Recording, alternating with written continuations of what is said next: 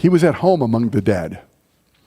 And no one was able to bind him anymore, even with a chain, because he had often been bound with shackles and chains, and the chains had been torn apart by him, and the shackles broken in pieces, and no one was strong enough to subdue him.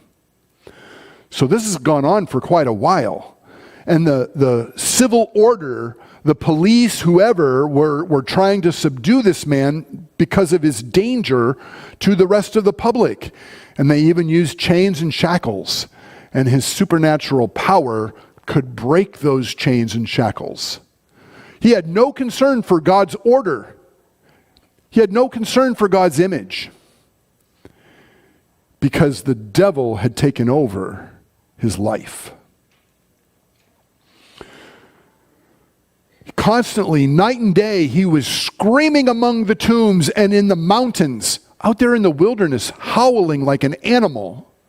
He wasn't living up to his human potential because Satan doesn't want us to. And he had no protection from this enemy.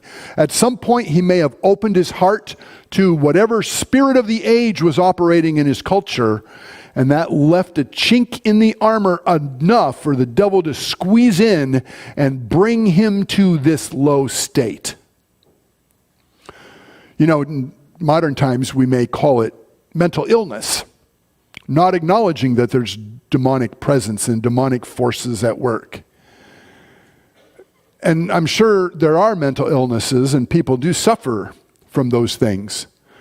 But do not let that stop you from believing that God is the creator of spirits, and these rebellious spirits are trying to undermine everything God does. All the blessings that God gives us, the devil wants to remove.